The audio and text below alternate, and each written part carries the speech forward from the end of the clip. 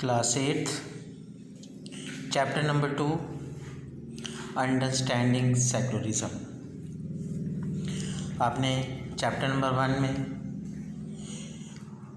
Constitutions के बारे में पढ़ा। चैप्टर नंबर 2 में कॉन्स्टिट्यूशन में ही जो एक टर्म्स लिखी हुई है सेक्युलरिज्म क्या होता है। तो सेक्युलरिज्म समझने के लिए सबसे पहले हम एक एग्जाम्पल लेंगे जो बुक में रखी हुई है। Imagine yourself as a Hindu और मुस्लिम। आपको मान के चलो कि आप हिंदू हो या मुस्लिम हो, living in a part of आप रहते हो of the United States of America. आप यूनाइटेड स्टेट्स ऑफ अमेरिका में उनके एक हिस्से में जाके रह रहे हो। Where Christians fundamentalisms is very powerful. आपको पता है कि अमेरिका में जो धर्म है वो क्रिश्चियन हैं सभी, और वहाँ पे आप जा कर के जो रह रहे हैं, आपकी जो मेजॉरिटी है वहाँ पे वो मिनॉरिटी में काउंट की जाएगी, और जहाँ जो उधर के लोग जो हैं जो काफ़ी ज़्यादा मात्रा में हैं और उधर के लोग जो हैं वो मेजॉरिटी में हैं। तो फंडामेंटलिज्म इज़ वेरी पावरफुल, इसीलिए क्रिश्चियन जो हैं वो वहाँ पे स्टेट ऑफ अमेरिका में ज़्यादा पावरफुल होंगे। Suppose that despite being a US citizens, no one is willing to rent their houses to Jew. सोचिए, suppose that despite being a US citizens, सोचो कि वहाँ का जो US का जो सिटीजन है, वहाँ का जो नागरिक है, no one is willing to rent their houses, उनमें से कोई भी ये चाहत नहीं रखता हो कि आपको रेंट में रहने के लिए, घर देने के लिए। No one is willing to rent their house to you, तुम्हें उधर रहने के लिए रेंट पे भी आपको कोई भी ये नहीं मानेगा कि आप हमारे घर में आ करके रेंट पे रह सकते हो। How would this make you feel? बताओ उस समय आप इस तरह की यदि आपके साथ वारदात होती है तो आप क्या फील करोगे? Would it not make you feel resentful?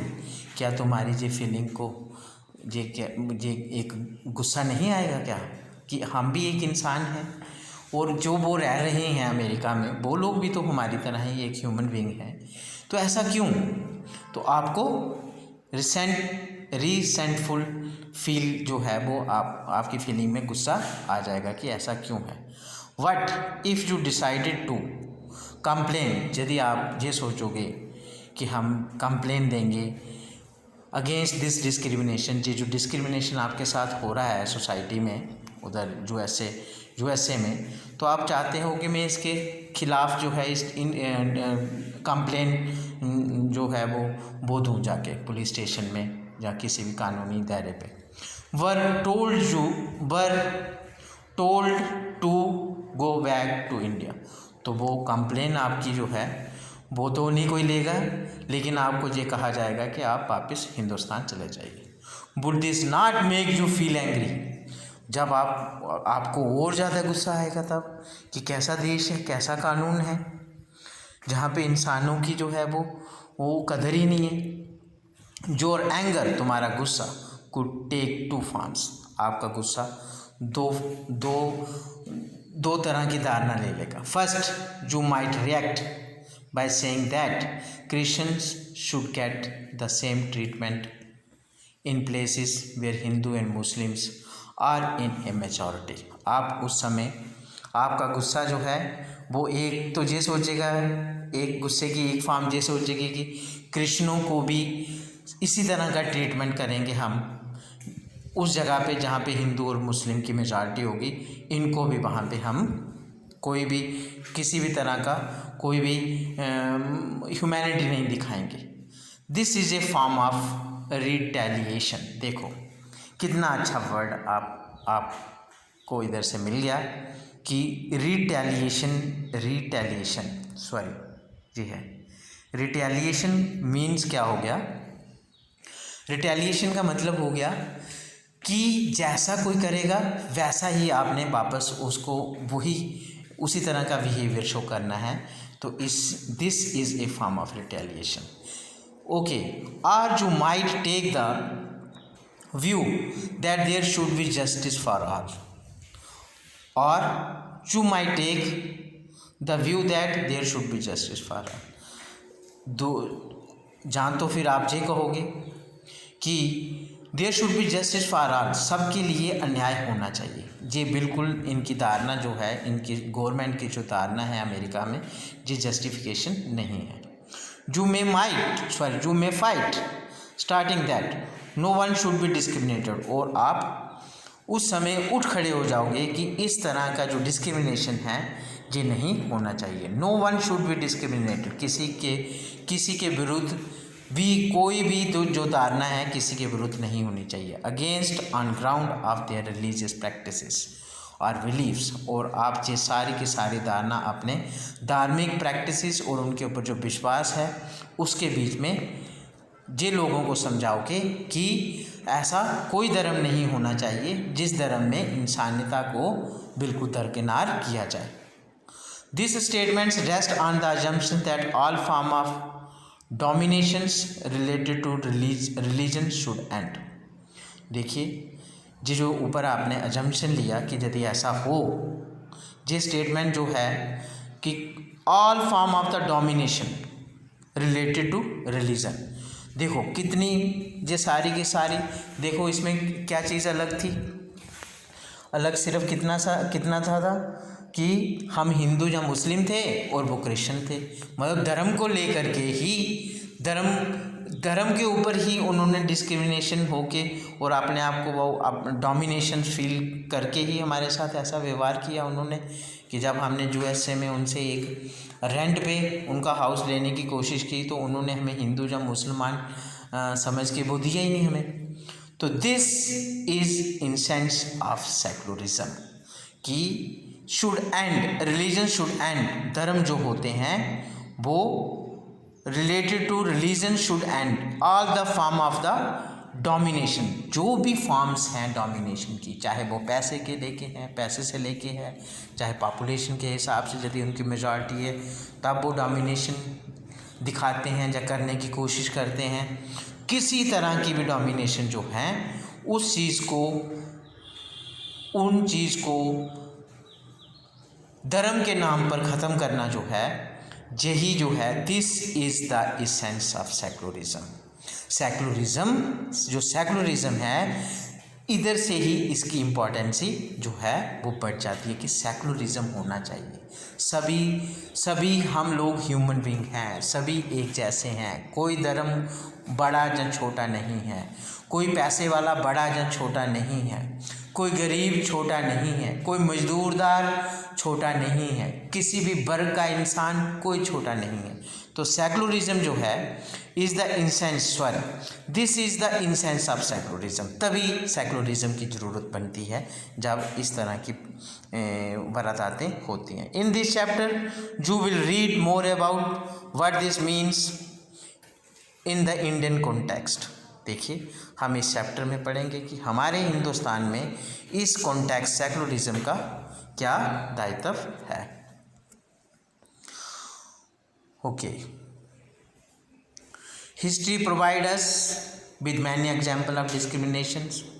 इतिहास हमें बहुत सारे उदाहरण देता है कि किस तरह की वारदातें हुआ करती थी, किस तरह का अन्याय हुआ करता था, एक्सक्लूजन, किस तरह से वांछित रहते थे कुछ लोग, and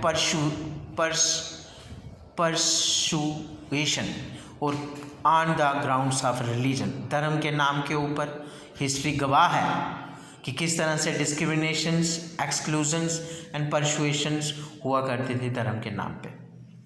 You may have read about how Jews were persecuted in Hitler's Germany and how several millions were killed।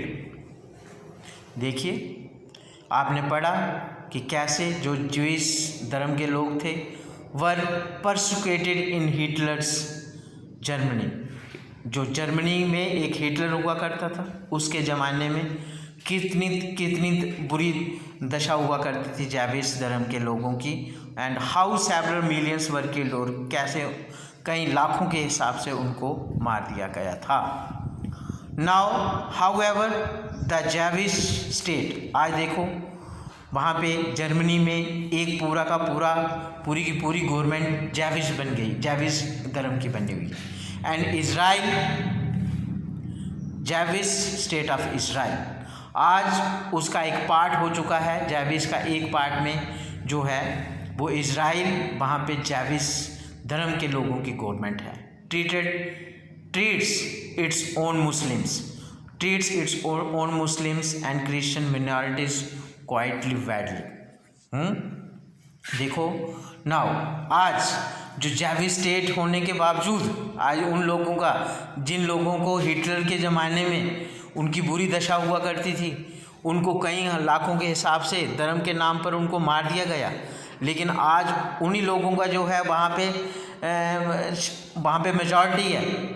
और जैविस स्टेट ऑफ इज़राइल, आज उनकी जो गवर्नमेंट है इज़राइल की, वो ट्रीटेड अपने ही मुस्लिम और क्रिश्चियनों को उनकी जो मिनॉरिटी होने की वजह से उनको बहुत ही बुरी तरह से ट्रीट करते हैं। In Saudi Arabia non Muslims are not allowed to build a temple. देखियो जी, एक और देश है जहाँ पे सऊदी अरेबिया है, वहाँ पे जो नॉन मुस्लिम लोग हैं वो उनको कोई इजाज़त नहीं है, नॉन मुस्लिम लोगों को कोई इजाज़त नहीं है allowed to build a temple, कि वो अपना मंदिर बना सकें, चर्च बना सकें, और कोई भी धर्म उनके बिना, मुस्लिमों के बिना कोई भी धर्म का उधर कुछ भी धार्मिक स्थल नहीं बना सकता है, एक्सेट्रा। और nor can they gather in a public place for prayer. देखो सऊदी अरेबिया में धर्म की स्थापना या धर्म के नाम पर कोई संस्थान चलाना तो बड़ी दूर की बात है, इवन कि वो इकट्ठे होकर एक जगह के ऊपर पब्लिक प्लेस पे प्रेयर भी नहीं कर सकते हैं, गॉड की प्रार्थना भी नहीं कर सकते हैं। In all of the above example, members of one religious community either persecuted or discriminated against members of the other religious community। हमने जितने भी ऊपर एग्जाम्पल्स उदाहरण पढ़े, इसमें हमने ये देखा कि एक धर्म के लोग दूसरे धर्म के लोगों के साथ उनके साथ डिस्क्रिमिनेट और परसिक्यूटेड जो है वो इस तरह का बिहेवियर शो करते हैं। This act of discriminations take place more easily. इस तरह का जो काम है, ये जो डिस्क्रिमिनेशन है, ये बड़ी आसानी से लोग इसे जो है अपना लेते हैं। When one religions is given officially recognisations. देखिए वहाँ पे अब देखो, अब रिलीजन को यदि these acts of discriminations take place more easily, ये और भी ज़्यादा आसान हो जाता है एक दूसरे के बीच में भेदभाव, जब वन रिलीजन, जब किसी एक धर्म is given officially recognization by the state, वहाँ की गवर्नमेंट यदि उसको ऑफिशियली रिकॉग्नाइज कर देती है, ऑफिशियली जो है वो उसे मान्यता दे देती है कि इस रिलीजन के तहत ही जो है वो स्टेट गवर्नमेंट चले, वहाँ की स्टेट जो है वो चलेगी, at the expense of the other religious, और expense of the other religious, at the expense of the other religious, और एक धर्म को ही देने के बाद में वो स्टेट जो है दूसरे जितने भी रिलीजन्स हैं उसका खामियाजा उस धर्म का खामियाजा उनको भुगतना पड़ता। Clearly no one would wish to be discriminated against. No one, हम स्पष्ट करना चाहते हैं कि किसी का भी, no one would wish to be discriminated against because of their religions not dominated by the other religions. देखिए जहाँ से स्पष्ट हम ये कहना चाहते हैं कि किसी का भी जो है वो डिस्क्रिमिनेट किसी भी तरीके से नहीं होना चाहिए बिकॉज ऑफ देयर रिलीजन, उनके धर्म की वजह से डिस्क्रिमिनेशन नहीं होना चाहिए उनके साथ, और ना ही डोमिनेटेड बाय द दूसरे जो बड़े मेजॉरिटी वाले जो दूसरे धर्म के जो ग्रुप हैं मेजॉरिटी में, वो किसी दूसरे छोटे मिनॉरिटी के साथ डोमिनेटेड नहीं, उनको अपने आप को दिखाएं कि हम डोमिनेटेड हैं। इन इंडिया, भारत में कैन द स्टेट डिस्क्रिमिनेटेड, जो स्टेट डिस्क्रिमिनेटेड है against the citizens on the grounds of their religion. देखो कितना अच्छा क्वेश्चन है। क्या इंडिया गवर्नमेंट में जो डिस्क्रिमिनेटेड है अगेंस्ट द सिटीजन, वहाँ के नागरिकों के प्रति, वहाँ के नागरिकों के प्रति on the grounds of their religion, क्या धर्म के नाम पर उनके साथ डिस्क्रिमिनेशन, अन्याय होता है? क्या उनको भी अमेरिका की तरह ही, क्या इधर भी अमेरिका की तरह ही रूल्स फॉलो हैं? तो इस क्वेश्चन का आंसर हम जब हम नीचे टेक्स्ट पढ़ेंगे और ध्यान से हम उसमें से निकालेंगे। फर्स्ट क्वेश्चन है व्हाट इज़ सेक्युलरिज्म। अब हमें सेक्युलरिज्म समझना है कि पहले सेक्युलरिज्म क्या होता है। इन द प्रीवियस चैप्टर, पिछले चैप्टर में जो रीड अबाउट हाउ द कैसे इंडियन कॉन्स्टिट्यूशन जो है contains fundamental rights that protect us against state powers as well as against the tyranny of the majority. हमने ये देखा कि हमारे भारत के जो संविधान में जो फंडामेंटल राइट्स हैं, उन फंडामेंटल राइट्स जो हैं दैट प्रोटेक्ट अस, वो हमें बचाते हैं। कहाँ से, किन लोगों से बचाते हैं? अगेंस्ट स्टेट पावर, जो भी कोई गवर्नमेंट होती है उनकी पावर से भी फंडामेंटल राइट्स हमें बचाते हैं। As well as against the tyranny, वो लोग जिनकी मेजॉरिटी है देश में, टायरेनी जो ऑफ द मेजॉरिटी लोगों की जो ताकत है, उन लोगों से भी कैसे हमारे फंडामेंटल राइट्स जो कि कॉन्स्टिट्यूशन में लिखे हैं वो कैसे हमें सेफ रखते हैं। The Indian constitution allows, Indian constitution जो भारतीय संविधान है वो इजाज़त देता है इंडिविजुअल्स को the freedom to live by their religious beliefs.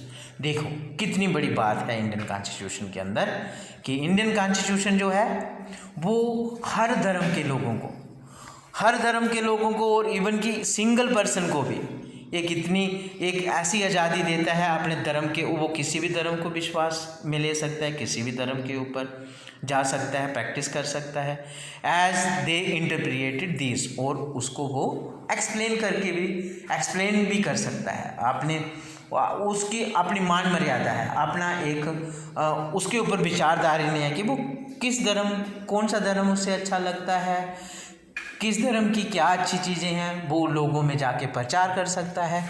इधर ऐसा हमारे कॉन्स्टिट्यूशन में ऐसी ताकत दी गई है हर एक इंसान को।